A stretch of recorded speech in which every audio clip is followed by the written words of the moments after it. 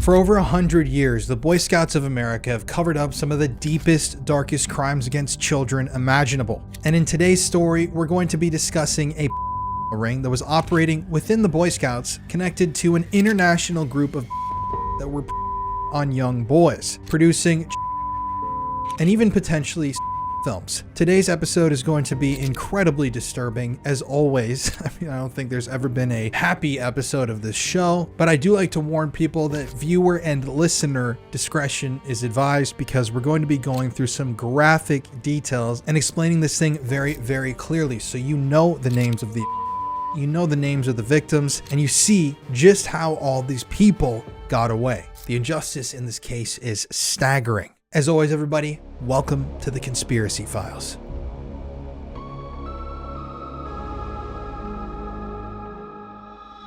When you're online as much as we all are nowadays, keeping yourself safe online should be your #1 priority. I cover stories on this channel all the time of predators that digitally stalk their victims online, and keeping myself and my family safe is what matters most to me when I'm online. That's why I'm sponsored by Aura today, so that I can help keep my viewers safe online. This year has been pretty alarming for online security, with some high-profile data breaches having occurred. Major incidents included a data breach at Dell, which exposed the information of 3.9 million users, a breach at Ticketmaster, which compromised 560 million customer records, and just this year alone, over 2.9 billion records have been accessed and exposed, which has honestly left most of America, if not all of America, at risk of having your data stolen. Data that's been exposed includes things like social security numbers and personal information, so online privacy and protection is very important. But thankfully, Aura, today's sponsor, offers comprehensive tools to help keep your information safe. These tools include personal data monitoring, which tracks social security numbers, names, and more across billions of data points, including on the dark web. If you're an Aura user, you also get real-time alerts, which can provide you with immediate information on a possible breach. When you sign up with Aura, you also get access to a VPN for secure browsing, which I highly recommend for everybody to use, a password manager, and a data broker opt-out tool, which further just helps protect your privacy online. Aura also offers identity theft insurance, which can cover up to $5 million in losses. Seriously, if you're on the internet as much as I am, and especially if you're a viewer of this channel and you're looking into the things that we're looking into and going to these websites that at times can be a little sketchy, signing up with a service like Aura to protect yourself online is a must-do. So you can take advantage of Aura's 14-day free trial by clicking the link in the description and gain peace of mind knowing your information is protected. And with that, Aura is a great sponsor. I've worked with them before. They are incredible. Let's get into today's story. So I remember being a kid, and I was actually in Boy Scouts for a couple of years. My big thing really was going to like a summer camp that was in Sioux Falls, South Dakota, where I'm from, called Leif Erikson. And it wasn't like Boy Scouts, but it was like kids going all summer, hanging out with adults, doing outdoor recreational activities. I believe I went 11 years in a row. They gave you an award like after every year that you went, and I know that I got the highest award for like going the most amount of years that you can go. So that was fun. But when I was in Boy Scouts, even back then, I remember just getting kind of a weird vibe around some of the troop leaders. To me, it's something that's kind of weird. I mean, like, I know that if you're a Boy Scout and you've enjoyed Boy Scouts, that's totally great, and I commend you for, doing what you've done with your life. I've actually been really good friends with a couple of people that were Eagle Scouts, so I know how positive and beneficial being a Boy Scout can be for your life. So I'm not like talking bad about people that have been Boy Scouts or anything like that. I just want to state like the concept of like grown men taking children into the woods is just like odd. And especially when I've done all this research for years about these organized in America. I mean, that just seems like something that would be a magnet for like, hey, here's a group of 10 8-year-old boys you can take out into a forest with you, and no one's going to be around to watch what you do. When you consider it with that kind of subtext, the statistics of I have to censor myself on here that have been involved with this organization, it starts to make more sense. But today's episode is going to connect a lot of dots. This is not just a ring that was on its own in the Boy Scouts. It was connected to a massive transnational, multinational organization made up of all these loose, interconnected organizations of and film producers and even film producers. Yeah, this is dark, but this knowledge needs to be mainstream and people need to know this sort of thing because it's real. It's very real and it continues to happen all the time, every day across the world. I'm sure while I'm recording this video, multiple children are going to be a dozen, maybe 20, 50 across the planet, maybe even 100. I'm sure more than that. And that's a staggering, disturbing fact. But what can we do to fight that sort of thing? We can teach people and we can learn about these things so you can recognize the red flags, the warning signs, and the perpetrators. We can hopefully get people enough that these perpetrators are actually held accountable for their crimes. As always though, if you want to research the story further, you can use the resources document in the show description, which I publish with every episode. All parties are presumed innocent until proven guilty in a court of law, and no, I don't want to do anything to myself. I always say this, people make fun of me. There's a lot of people that could do something to me at this point. But if something does happen to me, I just want you to know it wasn't me. But let's get into this.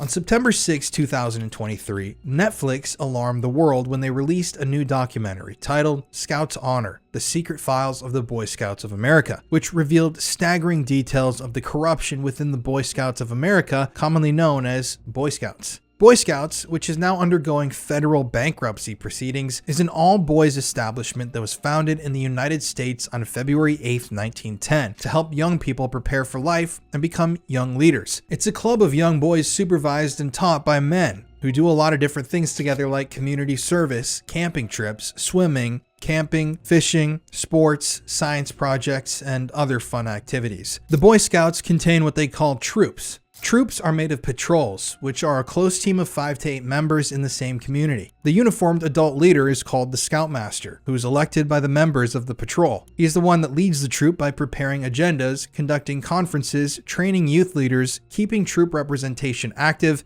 and guiding the entire group. Most Boy Scouts look up to their Scoutmaster and see them as a positive role model. Overall, the Boy Scouts of America was created to make a positive difference in young boys' lives and teach them about the world. It's supposed to be a safe place for them to hang out with their friends, learn from the trusted men in their community, and participate in fun learning activities. If you're a boy who grew up in America, you might have been in Boy Scouts yourself, or at least knew someone who was. Throughout the country, there are more than 1 million youth members of the Boy Scouts, with over 628,000 volunteers in local councils. But as with every single group in America, there are always bad actors. And like I said before, Boy Scouts, it's been a magnet for and there's been one notorious group that's existed in the Boy Scouts, Troop 137. As we know from the stories told on this show, evil often entangles itself in things that are supposed to be good, supposed to be innocent, supposed to be pure. Today, we're going to be discussing a scandal in the Boy Scouts of America that includes decades of cover-ups and secrets. According to Time magazine, between 1944 and 2016, at least 7,800 suspected 12,254 boys in the Boy Scouts. And experts say that these numbers are a gross underestimation. Just think about that. There's over 12,200 Boy Scouts that were, and those are the reported. I can't even begin to imagine how many children were actually victimized by people well a part of the Boy Scout program.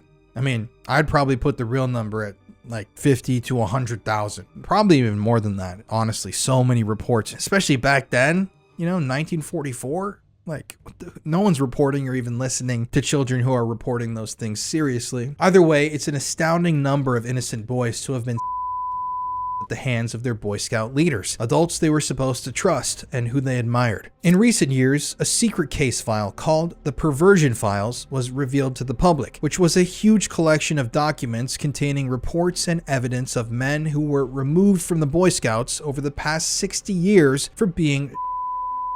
We'll come back to the Perversion Files in a bit to discuss them more in detail, but the identified in the documents lived all over the country. The highest number of cases, though, were discovered to have happened in a specific area of New Orleans, Louisiana. Upon further investigation, an inner that was ran by the leaders of the Boy Scouts in that area was discovered, and the details are not only gut-wrenching, but also horrific and infuriating. And this brings us to Troop 137. In 1974, Louis Seale, Raymond Woodall, Richard Stanley Halverson, and Harry Kramer founded the Boy Scout unit Troop 137 in eastern New Orleans, Louisiana. What looked like a normal troop within Boy Scouts on the outside held disturbing details behind closed doors. The ill intentions for starting Troop 137 were later revealed. This group of men essentially founded Troop 137 to provide themselves and others with small boys to After just a small amount of time, Troop 137 turned into something more horrific than anyone could imagine. The group would specifically recruit poor, lower-class children from broken homes to join Troop 137, which is common for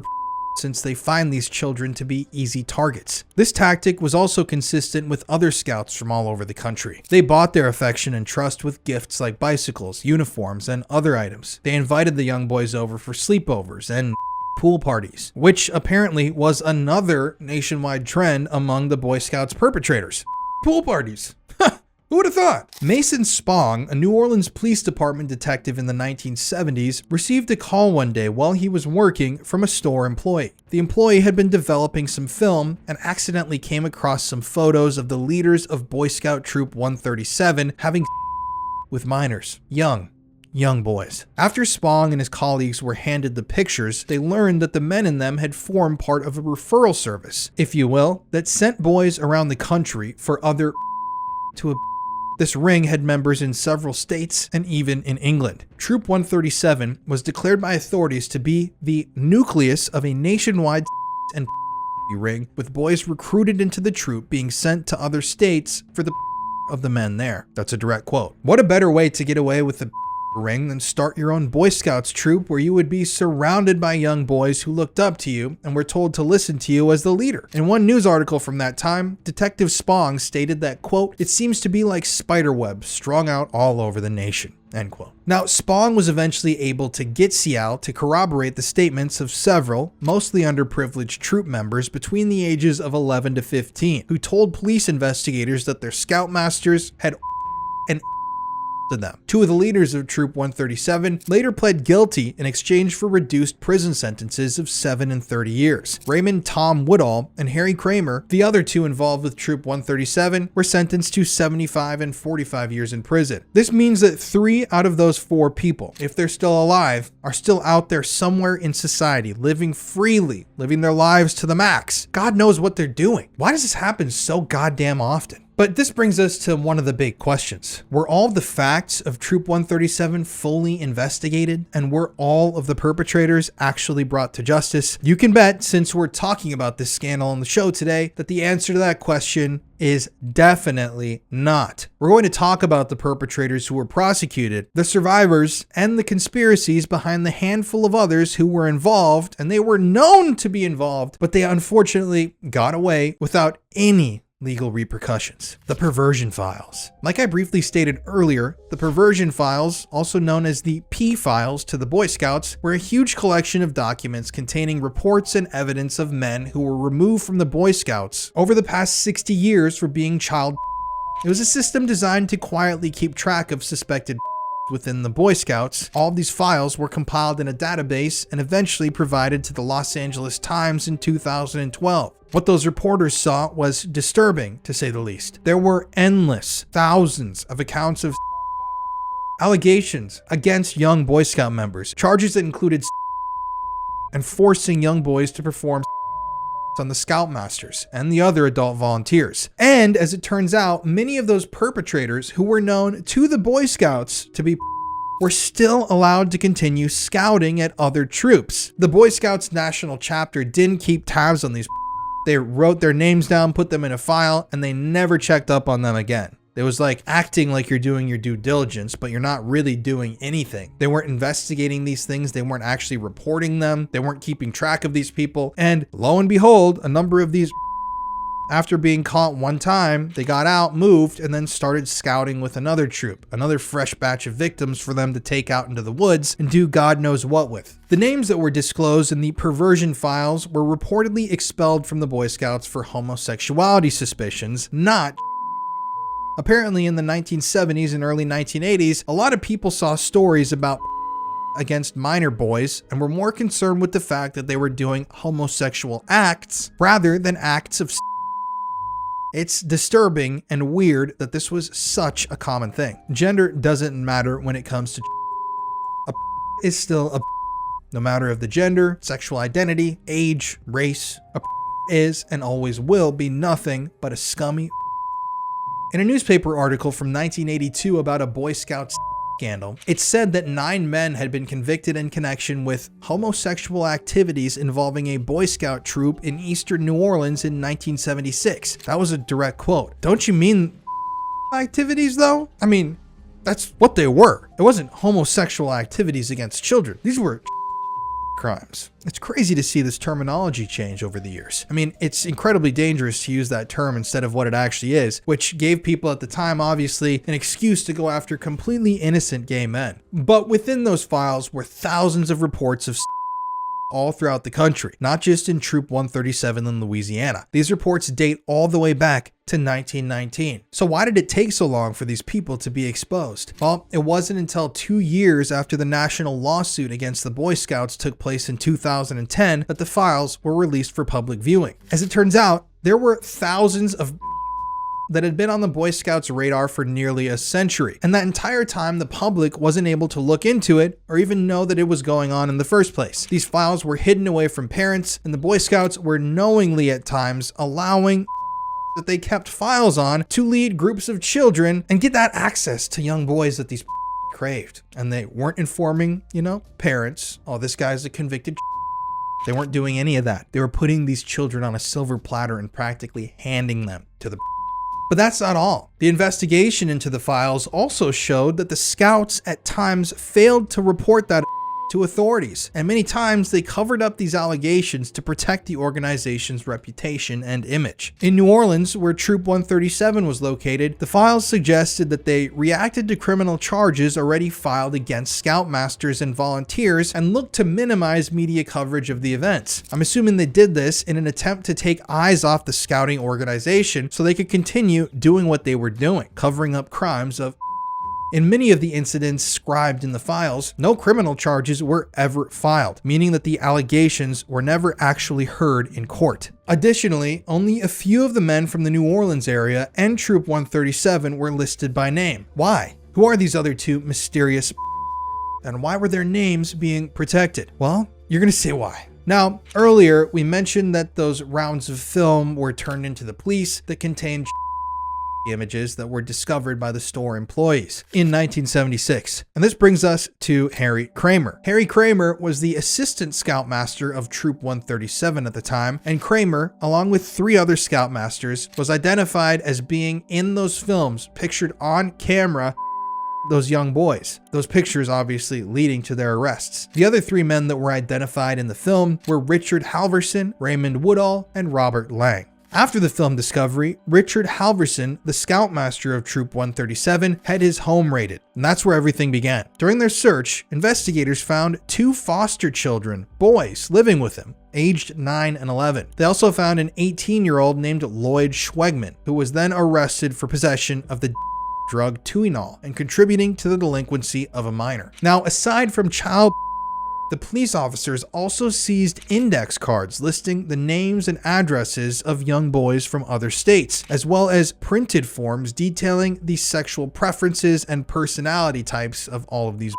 Detectives stated that the materials had been used to facilitate the interstate of boys through mailing lists and advertisements placed in adult magazines. They also found correspondence Richard Halverson had with other all across the United States. This whole thing was starting to take shape. Then there was Raymond T. Woodall, another scout leader of Troop 137 who was discovered in the raid. They found out that Raymond had been in the process of applying for federal and state funding to establish a number of group homes for boys in New Orleans. The investigation also revealed the history between Woodall and Halverson. They had personally worked together at a private school for children in Florida called the Adelphi Academies, owned by a wealthy man named Peter Bradford. Woodall and Halverson had moved to New Orleans together in the early 1970s and became juvenile juvenile probation officers, positions which they used to access and reactivate case files on juvenile offenders. They would then use this to leverage offers to the juvenile's family of sponsored scholarships to the Adelphi Academy in Florida. So they were using their positions of power to almost pretty much threaten these families into sending their children on this sponsored scholarship to Florida. And at least 6 boys from New Orleans were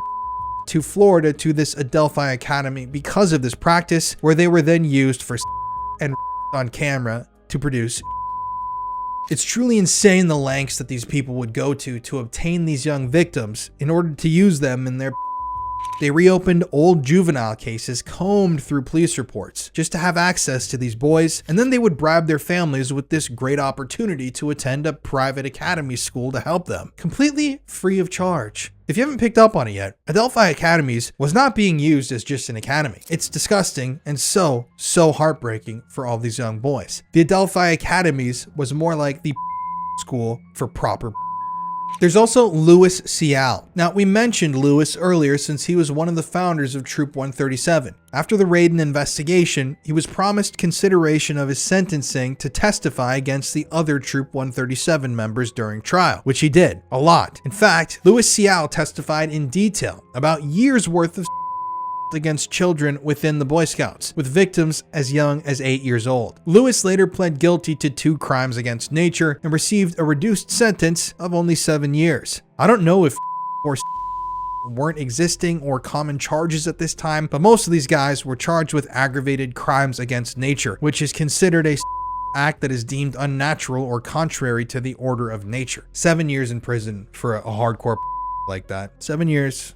Gotta love the American justice system. There's also Richard Windman. Now, Detective Spong, who we talked about earlier, he was the one who initially got that call about the photographs being discovered. He said some of the most crucial testimony in this case came from Richard Windman, and he remains disturbed from the details of his to this day. Richard Windman appeared on the Netflix documentary Scout's Honor to publicly tell his story about the years of abuse he suffered at the hands of his scout leaders in Troop 137. His story is hard to listen to. His youth and his innocence was completely ripped away by these monsters. Spong recalls watching Windman take the stand in front of the crowded courtroom and said he was so angelic looking and that it was heart-wrenching. He was small, sweet, and had blonde hair. He was just a child. Yet there he was talking about the horrific, graphic, disturbing things that had happened to him. Things that no child should ever have to go through. According to Windman, testifying at the trial was horrible. He said, "You feel embarrassed. You feel like you've done something wrong, and you're sitting there in a courtroom full of adults and media, and you are asked to recount all of this." Windman grew up in New Orleans and was recruited when Troop 137 started canvassing neighborhoods in the 1970s for Boy Scouts. He recalls how strange it was that he skipped Cub Scouts and went straight to a Boy Scout. Cub Scouts are younger members of Boy Scouts ranging from ages 5 to 10. Although he was of age to be a Cub Scout, they recruited him directly into their Boy Scout troop, making him feel like it was an honor and privilege to be a part of it so young. He said, "I took it I was special. I was advanced. I had a Boy Scouts uniform, and I was so young and not supposed to do that. The shirt pockets rested right above my belt.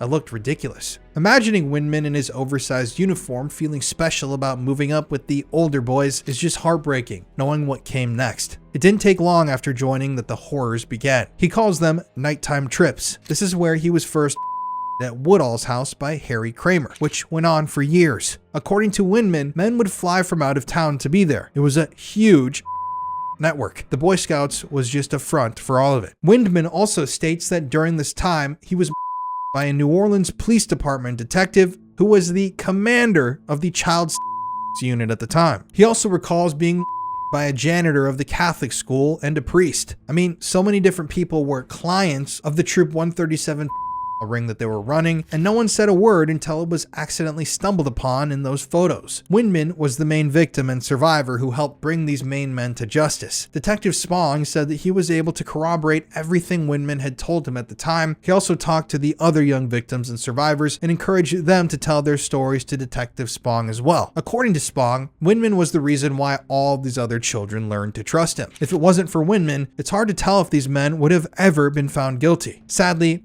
Windman attempted to himself at the age of 19 and eventually turned to alcoholism at the age of 47 to self-medicate. However, he eventually got sober, took medication, and started seeing a trauma-informed psychologist. He is now the co-founder and president of Survivors of Childhood, also known as SCSA. He's a survivor, victim, advocate, activist, and according to him, a warrior. And I agree. But there are other known players in Troop 137, lots of people that helped cover this whole thing up, who engaged in these activities, who were intimately involved. So another interesting player that is going to be involved in this story, if you guys know Harry Connick Jr., he's a famous singer. He's been a judge. I believe it was on American Idol, on one of those shows, or America's Got Talent. His father, Harry Connick Sr., was the district attorney of Orleans Parish, or New Orleans, at the time of these crimes. And Harry Connick Sr. is going to come up time and time again as being tied in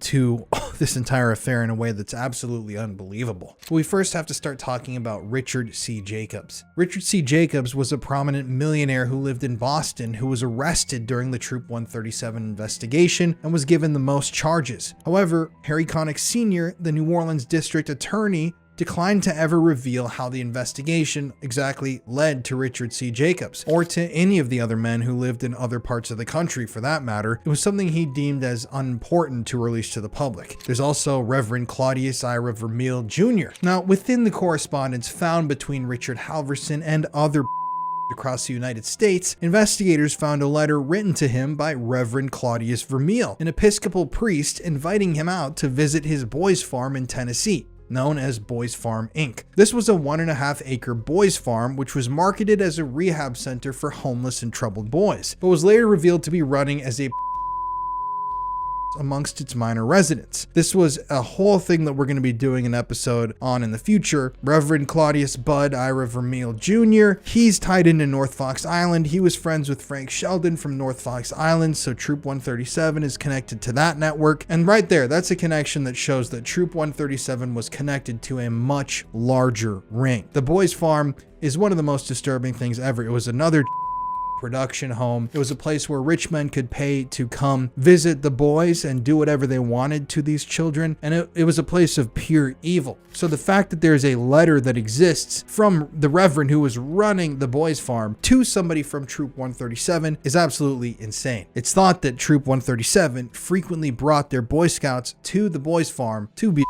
And we're going to talk more about that in a future episode, but just keep that in mind that that establishes a connection to a major national. There's also Stanley Burkhart. Stanley Burkhart is a former Louisiana child investigator for the New Orleans Police Department. Interestingly enough, Stanley was one of the perpetrators who later admitted to children during his career, children that included Richard Windman. He's even the suspect in multiple murders today. Sounds like a great guy. He was once a law enforcer who built cases against New Orleans child in the 1970s and 80s, but his career ended after being convicted of mailing images depicting the of underage boys to undercover agents, a wolf in sheepskin, the whole time. He also later pleaded guilty to a 9-year-old girl he was related to by marriage. As recently as 2019, he violated his parole by failing to notify police of an email address and username he had, which he used to leave suggestive comments under young boys' photos online. This opened up a search into his home, which uncovered 67 images of teenagers. He was sent back to prison and then transferred to a federal halfway house in April of this year. Still, in August of 2024, Stanley Burkhart was released from the halfway house with few limits on his movements. Even though he's still required to wear an ankle monitor, he no longer has to log his movements, honor a curfew, or avoid anywhere not explicitly banned by his release conditions. According to his parole officer, a prescribed regimen of medical and psychiatric care prevents Burkhart from being dangerous. Keep in mind, this is one of the monsters who Richard Windman when he was a child in Troop 137, at a time when he was working as a child advocate. Just like the Scoutmasters, he was supposed to be someone who children could trust. His release has triggered severe emotions in Windman, as it should. To him, it is a, quote, utter failure of the justice system, end quote. There's also Robert Lang. Initial Scoutmaster and committee member of Troop 137, Robert Lang was known to have provided out-of-state politicians with boy prostitutes under the disguise of a tour guide business called the Adelphi Tours. He also had previously served as an officer in 4 different branches of the United States military. When Robert was investigated, they found jars of in his personal collection. Unfortunately, Robert Lang pleaded guilty to a conspiracy charge in this whole thing and received a suspended sentence, meaning he spent 0 time in prison for his crimes. There's also Harry Connick Sr. himself. Over time, the truth behind Troop 137 was more massive than anyone could have ever imagined, and facts were discovered well beyond the main perpetrators. Sadly, multiple other prominent rings of that decade were connected to this same operation. It turns out that Troop 137, like I just talked about before, was more than just a local ring for minors involving a few scoutmasters and volunteers with some out-of-state clients. They were catering to the entire nation. The main person we're going to be talking about here when it comes to conspiracies is the district attorney of New Orleans around that time, Harry Connick Sr., who prosecuted these cases. Like I mentioned before, you might have heard of Harry Connick's son, the famous actor, singer, and TV host Harry Connick Jr. On the outside, Harry Connick looked like a hero for bringing some of these men to justice and shedding light on what really happened within Troop 137. But upon further review, there are some weird backstories and connections surrounding Harry Connick Sr. During his closing argument, he told the jury, quote, "This man," referring to Woodall, "used these things, American institutions, to hide behind them and use them to entice these children into his trap. Any man who would take a young, precious child him continuously needs to be punished." He continued, saying, "It's often asked who will speak for the children. We ask you to speak for the children." End quote. Now this is interesting coming from Harry Connick Sr., since a few years later, in 1980, he was assigned to the case of John Campbell, and then dropped the charges against him. This is where things get a little tricky, so stick with me here. John Campbell's name was first mentioned during the Troop 137 trial by one of Harry Connick Sr.'s own witnesses, Louis Cial, who was the perpetrator given a really low sentence in exchange for his testimony. He implicated in court that Harry Connick Sr. and John Campbell, another who was involved, were lovers. Not only was John Campbell he was also a well-known New Orleans artist and undercover child producer. Harry Connick Sr. of course later denied these claims, but did admit that Campbell, that known was a political supporter of his during his campaign. It was later revealed that Connick and Campbell met shortly after Campbell's home was raided by detectives during the Troop 137 investigation. 3 days after the raid, Campbell fled from New Orleans. Harry Connick Sr. then subpoenaed the local Times-Picayune newspaper in order to obtain all materials they possessed related to his and Campbell's relationship, likely to see what kind of information they had about the connections between the two. Then, he tried the case when Campbell was out of state. 10 months after Campbell fled, more charges were filed against him, making him a fugitive. After he was picked up by the FBI years later in Arizona and brought back to New Orleans, his case was assigned to be handled directly by Harry Connick Sr., since he had handled all the others related to Troop 137. However, Harry Connick Sr. reassigned it to Assistant District Attorney Terry Allerkin, after Campbell told a judge he had known Harry Connick Sr. for several years as a personal friend, a legal advisor, and an active campaign supporter when Connick ran for office. So, Harry Connick Sr. was trying these cases against Troop 137 when he was extremely good friends with one of the perpetrators, and maybe he was even his secret lover. After the case was transferred, that other district attorney dropped all remaining charges against Campbell, which gives even more validity to the possibility that Ciali's claims were true. Of course, District Attorney Allerkin said he handled Campbell's case without any bias and without any encouragement from Harry Connick Sr., stating that Connick told him to handle the case as he would any other. Now,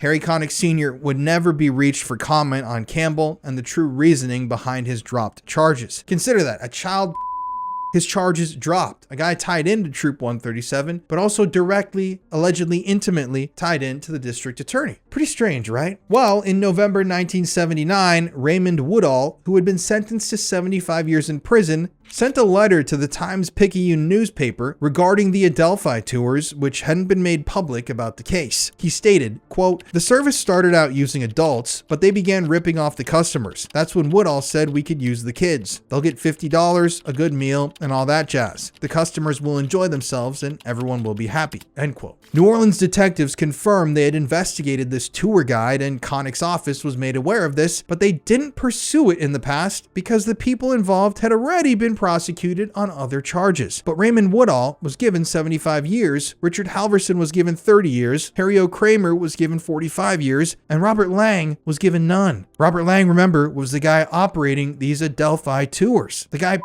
these children to politicians. There was plenty of room for more charges that could have put these people in prison forever. Why wasn't the tour guide service investigated more? Why did that investigation go nowhere? Were there other people involved who Harry Connick Sr. didn't want to be disclosed? I don't understand how an entire fake business, which in reality was exposed as being a ring, that case could be given to the district attorney and nothing's done with it. Plus, this whole thing had direct ties to Troop 137, which would have given the prosecution more ammunition. It would have been easy. It would have been a slam dunk case. This ring operating as a tour guide service, they had witnesses, they had people that could testify, they had paper trails and documents. Why didn't they dig into it? Another interesting fact about Harry Connick Sr. involves Gerard Jerry Howell, a former priest who was accused of 24 children. Handfuls of people have come forward over the years claiming that Gerald Jerry Howell them while they were members of the Catholic Church and at the Catholic Center for the Hearing Impaired that he started in 1967. Kathy Austin and her sister Darlene went public with their stories of Gerard Jerry Howell as far back as 1992. But sadly, the Archdiocese simply refused to remove him from ministry. New Orleans Archbishop Philip Hannon reported Howell to Connick around the year 1980. Now, New Orleans Archbishop Philip Hannon reported that he had heard Jerry Howell was a